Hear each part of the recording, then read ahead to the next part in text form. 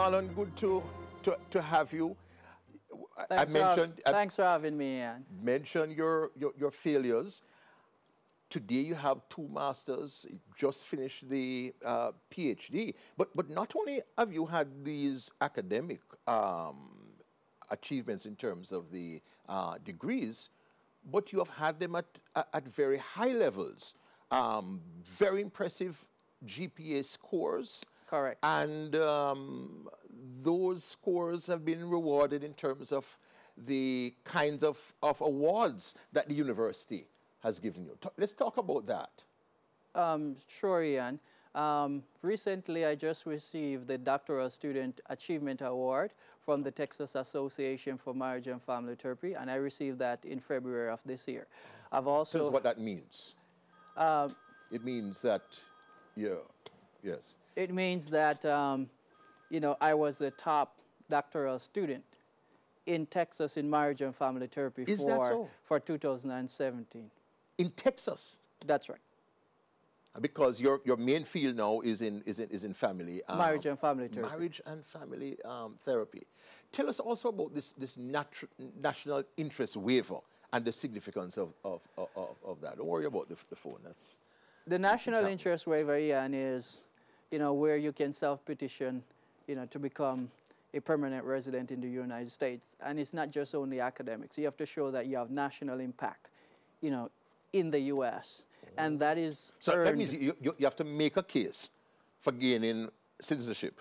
Well, it's actually to make a case for them to exempt you from a labor certification. Okay. And so what that means is that you have to have national impact. National impact. Yes, so that means you have to be published or present at professional national conferences. Yes. And you have to have it with exceptional ability, meaning that you have to belong to professional societies that you did not invite yourself to. But they invite you because of your achievements. For example, I'm a member of Sigma Alpha Pi, which is the National Society for Leadership and Success.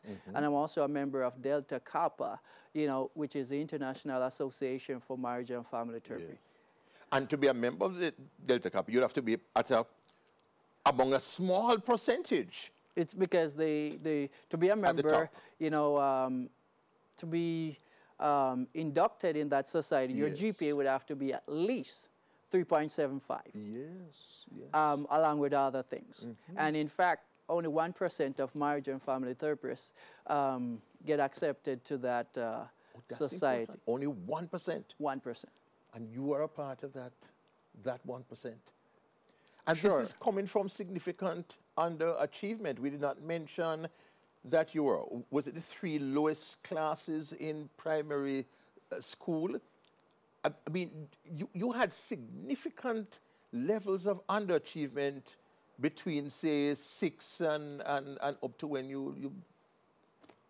When I started blossoming. Yeah. So my dad left when I was 6, and I was in grade 1 at the time, and that impacted me a whole lot. Father's departure from your life. That's right. Impacted me a whole lot, and he left for 9 years, and I did not see him for 9 years. And when I saw him for 1 day. So after I left, because my mom had problems getting, you know, maintenance from him for us, myself and my sister. So when he left, I went to 2C at the time, which was the lowest, you know, class in grade 2. Then I went to 3C, which was the lowest class in grade 3. Then I went to 4C, which was the lowest class in grade 4. Yes. So you kind of barely managed. Well, you failed the common entrance. Correct. And then, but you ended up at St. Catherine High. Yes, so I failed the common entrance, I failed the technical entrance twice, and then I passed the grade 9 achievement. And interestingly, a male teacher sat me down and talked to me, and, you know, when I was about to leave grade 8, and he said, you have potential, you just need to settle down.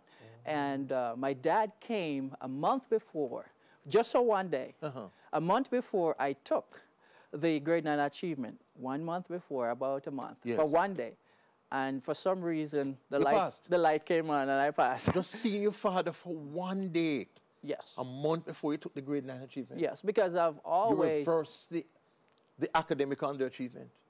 That was the beginning of the reversal. Because the loss of your father in your life was It was devastating. It was devastating to you? It was devastating because I didn't have a role model in terms of a male. Yes, I had my grandfather and so forth, but not having a father figure, you know, in a person's life or in my life at the time was very devastating. The father wound was deep. It was very deep. I did not know the impact of the absence of my father until I started getting into counseling and marriage and family therapy. The psychological scars were very deep, and as a result, it kind of numbed my potential. You know, my potential, you know, were like, you know. So tell us now about building back after you went to St. Catherine High. But even there, you had a challenge with English. Nobody who listens to you know I had a challenge with English in St. Catherine High because I don't think I was, you know, very focused. I had natural abilities, and so I would just, you know, strive on those natural abilities. Like, for example, I'm naturally gifted in math, and so I never practiced math. And like, I went home the day before common entrance, and I did 2 past papers, went in math, and got a 1. Oh, in fact, the CXE? Yes, CXE. CXE, yeah. And so I had a challenge, especially with English after St. Catherine High. I took English a few times after I graduated. Failed? And failed. And then, but what was crucial, Ian, it was that, you know, I got baptized March 24th. You know, 24th of March. Yes. And I graduated from St. Catherine High that same July. And so what was important, I started, you know, in the church, and the church gave me a platform in terms of public speaking, and then I didn't like to read. And if you don't like to read, you know, English is going to be a challenge. True. So I started reading the Bible, and I started reading other books, and then my expressions became clearer and clearer. And so that was, you know, the rebuilding so the church process. was a catalyst for you. Yes, it was a catalyst. Seventh-day Adventist church. Yeah, Seventh-day Adventist church. And you're a Seventh-day Adventist minister, in addition to being a licensed family and marriage counselor, therapist. You're a Seventh-day Adventist minister. Yeah, I'm a Seventh-day Adventist minister and a licensed marriage and family therapist associate. Yes. So I carry ministerial credential from the North American division. And you have an MDiv, Master of Divinity. Yes, and I'm also a past student, alumnus of Northern Caribbean University. Caribbean University. We got the bachelor's in religion. Yeah, with a minor in counseling. Yeah. And the master's in divinity is from Andrews. the famed Andrews University. So your story shows that one can come from behind. Oh, most definitely, Anne. But what does one need to come from behind? To come from behind, you need mental toughness. You know, you have to realize that, you know, your current situation does not dictate your future. So you have to have mental toughness. You have to have, you know, the guts to say, I am going to be successful. And after you have mental toughness, you have to begin to dream. You have to see yourself as being successful. And when you do that, you know, then that, you know, dream will start to become a reality. And besides that also, you need God in your life, because God is the author of all true success. And so he will help to unravel those latent potential. And but also you need hard work. Hard work. It's very important. Academic achievements were not achieved on laziness. Hard work. So you have to be willing to work hard. And you have worked and studied for all of the 14 years. Yeah, 14 years. That you have 14 consecutive years, from bachelor's all the way to PhD. I've worked and studied. I've cleaned bathrooms. You know, I've had slam doors in my face. But the fact is, Ian, I knew where I wanted to be.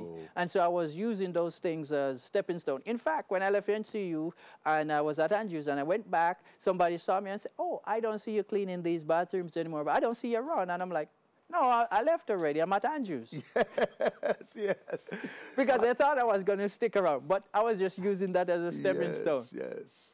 The Marlon Robinson story, another inspiring story of resilience. We take our first break on Profile.